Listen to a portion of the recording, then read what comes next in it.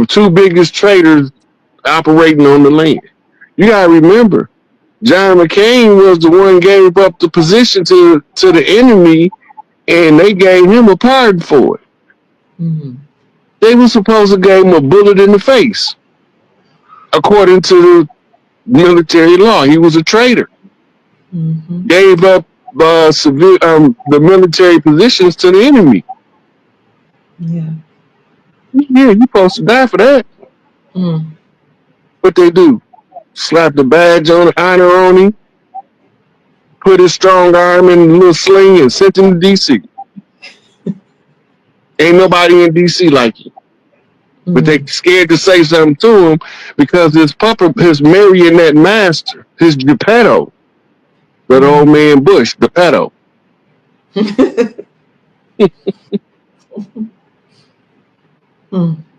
He put Obama in office. He created the Clinton, all them assets. Those was George Herbert Walker Bush assets. I see. Right?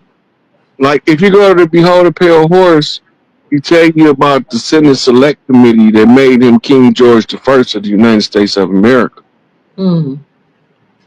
So me, when I was locked up, I went and pulled the bill in the law library, and it said what he said. So I know he wasn't lying because it's in the bill. Right? So once you read it, you can't be like, okay, well, I know this information, but what do I do with it? Right? You watch it play out and it expose itself. Now we just shining the light back down the dark corridors of the past so we can show you where it was all at. Right. You mentioned Behold the Pale Horse, and that just reminds me of what I saw, and I think you were trying to help me see that, maybe I need a little more clarity when we saw Beyonce riding in on the white horse during the halftime of the games on Christmas. What was that symbolic of something? Yeah, so the biblical reference for the pale horse is not the biblical reference for the white horse. Okay. The pale horse is gray in color. I see. When you go back to the original, the Greek word for it, it's kind of telling you that it's a grayish color, a pale gray. Okay. The white horse, they say the one who sat on the white horse is called faithful and true. Right. In another place, it said, and the one that sat up on the white horse was given the keys to war and went about conquering and to conquer. Right? So they're not the same. Okay. The one who sat up on the pale horse carries death. Right. Right? So death means absolute change. It don't always mean somebody got to die. Okay. It just means that the change is definite. It's a for sure change. It's just like reading the tarot card. Tarot really be trying to explain to people. The devil card don't mean the devil. It mean in the physical world. Wow. But when you talk in the spiritual world, they give you the lovers instead. When you look at the cards, they mirror images of each other. One is above and one is below. Right? It's the same thing with the death card. Right? They tell you get the death card, people think somebody about to die. It don't mean death in the literal sense. Let's see. Right? It's oracle reading. Death means an absolute change. Something that was once vigorous in this form is no longer in that form. It don't exist no more. It's dead. When the caterpillar comes out of the cocoon, as the butterfly, the caterpillar itself is dead. Right. But when you look in the cocoon, you can't find the caterpillar. You just seen the butterfly come out. So now you're trying to figure out what happened to the caterpillar because he ain't there no more. Right? Metamorphosis. So help me understand. Change. Okay. So help me understand. Can you make it clear for me what the symbolism of Beyonce it was riding on a white horse? Because I know they do things through codes. Yeah. So In Mexico, it's called Jefe Blanco, the white Okay. boss. Okay. And it's symbolism she used in the Western style cultural symbolism. That means Mm. Southwest primary origin for the Western style of dress. Okay. And so she's telling us it's from the West comes a conqueror. Okay. I don't know what song she was singing, so I can't go into like how that tied to what she was doing. Okay. But the whole thing, if you notice, she came with a whole white army. Yes. Yes. Right. And you notice they've been having a lot of fog on the West Coast. Mm-hmm. It's a big ass ship cloaked over there. Makes sense. So when the cloaking agent for the ship falls to the earth, it look like fog. And Mm. you will know that it's chemical based because it'll float on water, turn into foam. Okay. Right. So that's the cloaking agent for the ship. So she's Mm. telling you the ship coming in on the final hurrah from the west, southwest. Mm. So if you ever see that picture, it's a picture of America. It looked like it got the A written across for the Mm. solar orbit, Okay. and you seen it on the deck clock. It's been on the deck clock. That's Mm. the proposed trajectory of the returning Nibiru ships, Ooh. Okay. right? But they can only come when the tribes are back in power. Um, Because they got to get rid of the ones who was holding the power from the old system because they the ones who corrupted the earth.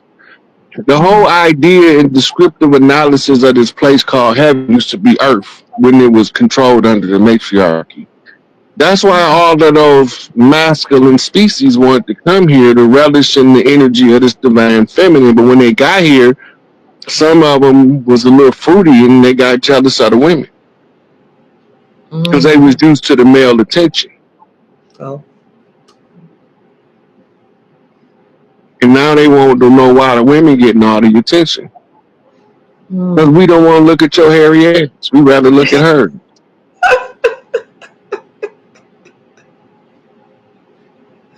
While you're talking, I'm just going through in my mind Marion Stone's book, When God Was a Woman. Like she lays it out that these people who came here, she said she called them Aryans from the Caucasus Mountains. She said they were homosexual in nature. They were brutish. They hated women, and they decimated mama all across the planet. And it She just gave blows. you, she gave you a 100% descriptive analysis of Enlil's fleet. Oh, okay. The ones that they say came down on top of Mount Hermon, Mm, right? mm, They couldn't go west because the Egyptians was the barrier. So they went north. mm. When they go north, they settled in the Caucasus Mountains and they got nappy hair, right? And Yes. they got yellow skin, not pale skin. Or what we would call them in the Mississippi culture, they call them a light bright. Okay. Right? Okay. Ooh, look at that light bright. I mean, Mm. that bright boy and that bright girl down there. Yeah. That's what they right. So, but they had nappy hair. Mm. Most people don't know that if you were originally from the earth, you're gonna have a higher propensity to have nappy or curly hair than you is straight hair. Right. Straight hair is the minority, but it was still tribes that had straight hair. Melanated tribes with straight hair. Mm-hmm. And then you have your Asian tribes with the hollow hair. That's a whole nother Y chromosome haplogroup, Okay. right? You had 12 daughters of Isis. All of them was a different skin color and hair texture. And eyes, some of them had funny eyes, Mm. right? Okay. So they settled in the regions of the earth in 12 major sections, the 13th seat was the sacerdotal seat, the Isis seat, the Inanna seat, the Olympia seat, the Columbia seat, the Guadalupe seat. She's still in all of the cultures under different names, and they put her right there in front of you, but you don't know that the son can't never be greater than the mother because he can't carry no baby in his womb. So when we realize that aspect, Hail Mary, Mother of God, what that make her? Woo! Woo! A goddess. So when they say, when she said Hail Mary, Mother of God, think about what it's saying about the making of man. Let us make man in our image. But just kick his uterus out and early. Kick his uterus out. Make his ovaries drop. Turn them into testes. Because the women can override the Y chromosome if it got any defect in it and produce a girl baby without that Y. My daughter, who studied biology, told me that, and she told me that in the womb, a child starts out as a female. All zygotes are female. It's not until later on that the mothers determine the Y chromosome is not going to be defective that she okay the progesterone, testosterone balance in her blood to convert the genetics of the child from female to male. That's beautiful.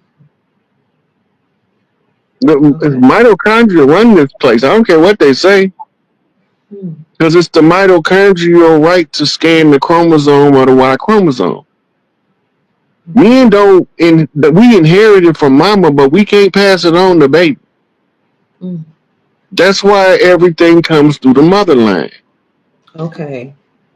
And the same mitochondrial in the woman from a specific geography is in the soil of that geography, and that's how you know who organic to that land. It's more accurate than 23andMe. 1 minute, Chief. Family, if you're enjoying this lecture and this conversation with Chief Hayes, who is also known as Rod Hayes or Chief Pontiac, then, let us know in the chat that you appreciate him, and let's send him a blessing. I really believe in blessing people that help us out or share knowledge and information. And you can send him a blessing at $ by Cash App at $ SIKAPE. Just to let him know that we appreciate him and we're grateful and thankful that he took the time out to share this information that you're not going to hear anywhere else. At least I haven't heard it anywhere else, except for, studying the matriarchy. I did do, since I did study some anthropology. But this is impressive, just knowing that we're going to return to the matriarchy, understanding how important it is, all of that, and how the whole world really is returning back to the matriarchy. They're waiting on the sisterhood here in America. So if you are appreciating this, and if you want to even ask him some questions before you do, just drop him a love offering, family. Send him a Cash App blessing at $ SIKAPE, and that's called the SikApe. And he never asked for that. It's something that I enjoy doing because I was raised and taught that if a person blesses you, you should give back to them. And the Bible says, muzzle not the ox that treadeth out the corn. So, Chief, I hope you don't mind me doing that. It's just my great pleasure that you've taken the time to be here today. Reciprocity. Yes, sir. I accept everything with gratitude and return the love just the same for it to come back to him tenfold. Yes, the multiples of 10. Beautiful. That's how the love energy is exchanged through gratitude, reciprocity. Okay. Right. And when we do stuff for each other, like I come on here, I don't ask for nothing. I just come over to give y'all the information. Yeah.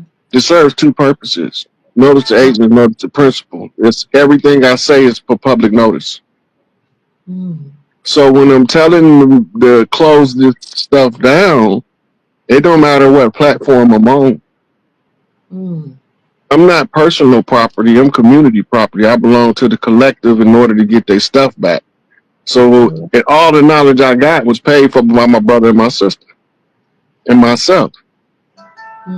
Right? So I'm just giving back because I ain't got nothing else to do with it. What I'm gonna do? Go die with it?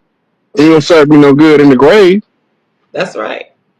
Right? That's right. But if it'll benefit the collective to know the truth about the lies they told us and the lying liars that signed their name to them damn lies and where to find them at, I'm gonna tell them. I'm gonna tell them because our people need to know that they ran so many kind games on us. And they old kind games. They still using them. Right? But now that we know the MO, the modus operandi, method of operation, how they do a thing, we can defend ourselves now. Absolutely. The power of the conjure magic is to keep it a secret. Expose the secret, break the spell. We was under 3 major conjure sleep spells. One out of Sumer called Kingu. One out of Egypt called Amin. That's why they got people saying Amin behind all their spells so they could tell their inner god to go to sleep. And then we had the Crispus Atticus George Washington conjure spell. Okay. So now we coming out of triple darkness because we coming from under 3 sleep spells. And they were all amnesia spells. So they tripled down on the amnesia to try to keep us permanently oppressed. I just decided I didn't feel like being oppressed, so I was just going to tell people how to break the conjure by knowing where it's at, who did it, and what they do it, and how it worked. Because once you understand how the blood magic works, and you'll see them doing it right in front of you, all you got to do is elect not to participate. What exactly is this blood magic? When they do conjure with magics, they make them into contracts. And the contract had to be written in the blood of somebody that's absolutely 100% innocent. Once they get the blood of the innocent, they tie you to a contract based on 2 biblical verses where it say that the blood of the righteous shall not be spilled in vain. The side effect to that is they have to do what's called conjure maintenance, which is where you get your modern slaughterhouses separate from the butcher that only butchered when the family needed something to eat. The butcher every family had a family butcher. Every clan on the family farm. It might be an uncle with 10 nephews learning the butchery science, or he might have cousins from different clans learning it from him. And then he sent them all home. But when we have the pit masters come out and do the barbecue, they're trying to make us seem like we got that from somewhere else. You can see them barbecuing in the paintings in the Mayan paintings. Cooking over the open flame. Those old pit masters.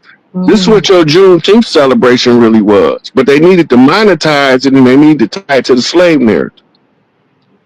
Wow. The teen days, 13th to the 19th, used to be where all of the pit masters go to their big mamas and they cook their contests. The young guys that's learning how to barbecue, coming up with their own recipes, and they bring them to Big Mama to see if it's a good recipe. When we take the barbecue and pass it out for the family to take home, we ain't had grocery stores. Everybody had to eat off their family's farm. And that's why they turned them into plantations, to make us despise working on the farm. And that way, when they poison Big Mama, and the house nigga take over, and appoint the Jones to govern the plantation, right? Then when he go into a sharecropping agreement and lose the land, we don't even give a damn. As long as we can get off this land, let him lose it. because they misusing the family, and we ain't pulling that nigga up there in the house. You said the Every, house nigga took over the land. You didn't say that the slave master, the Caucasian man, took over the land. You said the them, house nigga. yeah, he the one poisoned Big Mama. That's why we ain't like house niggas. Oh, okay. Come What is in he? Go with ahead. his come in with his buckle shoes and his European suits on. Mm.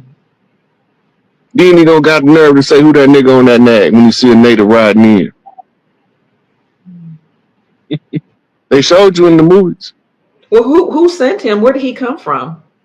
They was conquistadors and Huguenots. The Huguenots was the French ones who take the credit for the Creole culture.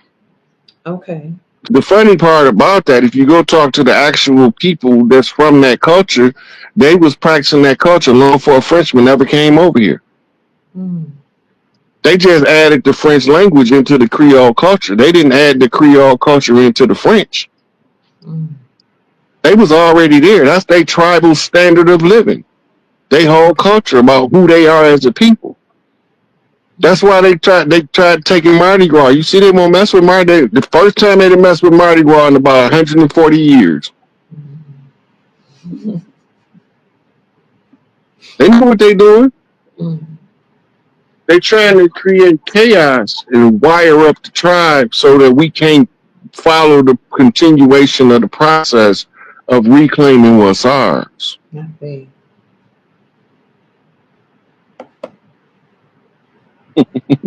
Django, yeah. Who that nigga on that nag? Who that nigga on that nag? You go back and look, the house nigga was running the show the whole time. Yes. Yes.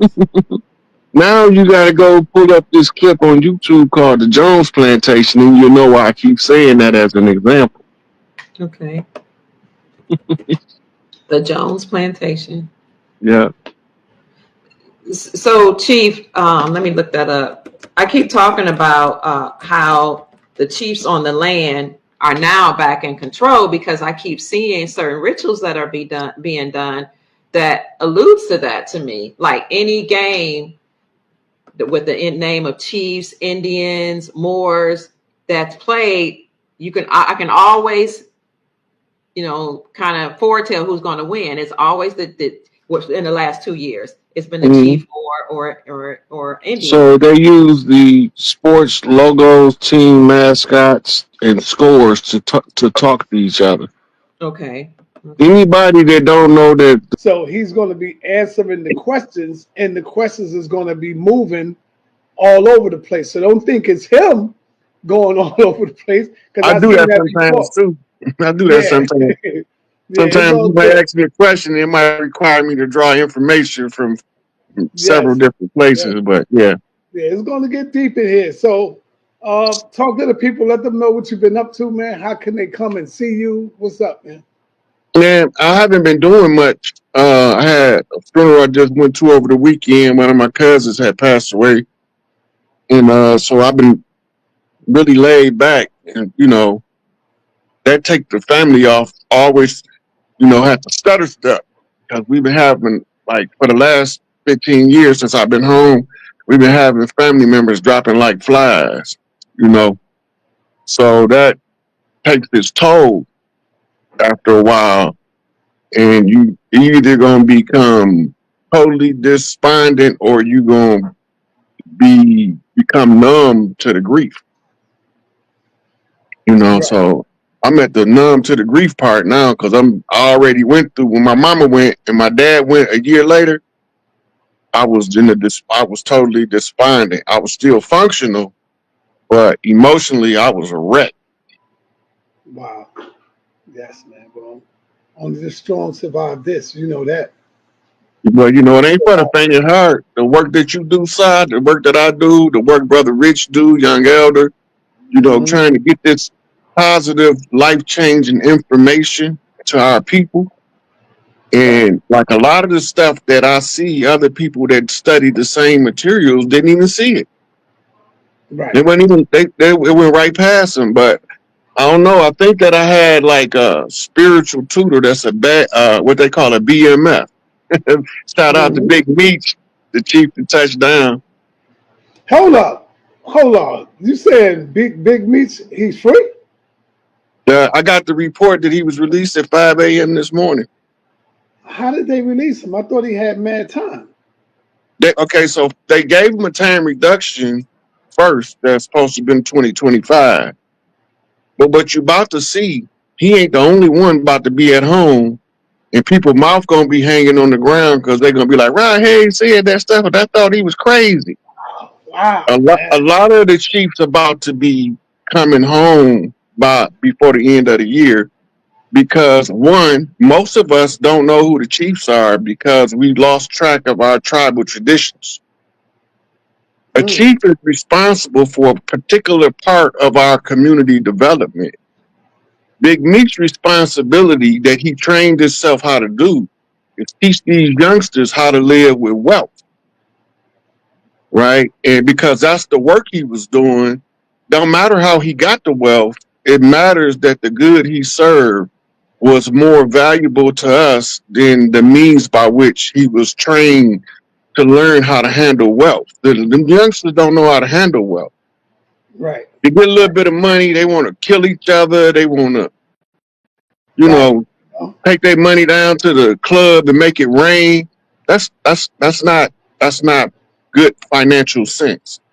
all right. So he was teaching them when you got money, just because you got money, you can't just talk down to people because you might be down tomorrow and they up. Hmm. A lot of True. people get a little money and they feel like that money made them better than you. Right. But that's something that's fleeting and temporary. Love is eternal. All right. So let me let the audience know real quick. Y'all might hear some stuff tonight that make you say, I never heard that before. Because when we look at Ron and brothers like Bobby Hemmett and Phil Valentine, and y'all call that probably the dark side. What do you call it, Brother Ron? What you call it? The information and the knowledge that you deal with. It's esoteric. Esoteric. Okay. There That's you go. or you can call it a cult. But people commonly misinterpret a cult for cult. Uh-huh. And cult has been given a negative connotation, never knowing that it's a root word. Hmm. It's the same root word to a cult as it is to culture, as it is to cultivate. At the root of all of those words is cult. And they All right. tell us that a cult is a wicked thing. Anything that we would be using to reconstitute tribes has been villainized by the system. We Okay, still so gonna let me get it reconstitute. off. Let me get you first with this first one. The first question I have for you is the number 13. What is the secret behind the number 13? It's the 13th zodiacal seat. If you go to the Temple of Dendara in Kemet and you look, they have a stellar relief in the ceiling of the zodiac. And at the very center, there's the hippopotamus goddess with the alligator span. She's carrying a meat cleaver. That's Big Mama. Her name, Tawaret, right? Which is the Hmm. oldest known deity ever on earth. The ancient Kemetic temple writings write that the first god was Tawaret, and she just so happened to be Big Mama, right? Big Mama is the embodiment of the universal creative force, right? She is what we call a chaos being emanating from triple darkness. And it was by leave of the great mother, Tawaret, that we have something called creation to express ourselves in individuality. The 13th zodiacal seat is the eye in the middle. Just the great mother who sits in the middle of the 12 signs of the zodiac. This is also the sacerdotal seat of earth. It's known as the Isis seat. And the Isis had 12 daughters that represents each of the 12 signs of the zodiac. So her seat is always the 13th seat.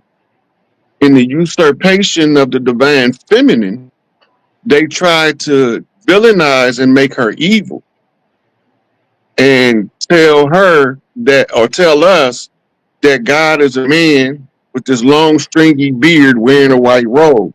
That's Obatala. He gonna always ride with Big Mama. And don't care who you think you is, when you go tell Big Papa, he gonna say, what Big Mama tell you? Right? Obatala has been whitewashed in the history books under the Norse tradition because the people who receive the information is obligated to adapt the teachings to their culture. And when they adapt the teachings to their culture, in the Norsemen, they prominent male figures got a long stringy beard. You can call him Odin, you can call him Zeus.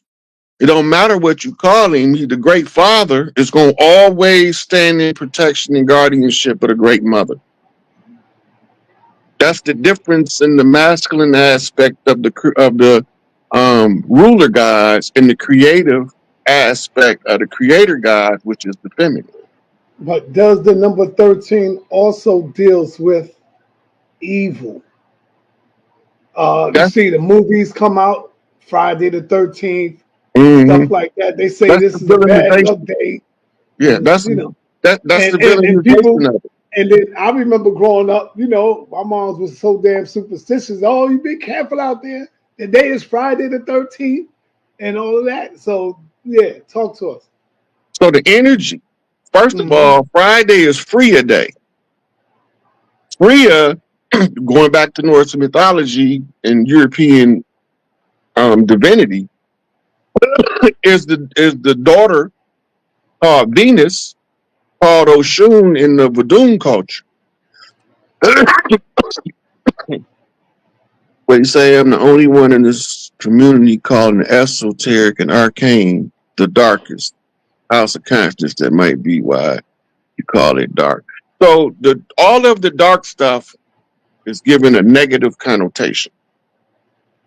All of the feminine stuff is given a negative connotation because they're trying to push an agenda. And now we to the point where their agenda don't work on us no more. Mm-hmm. Right.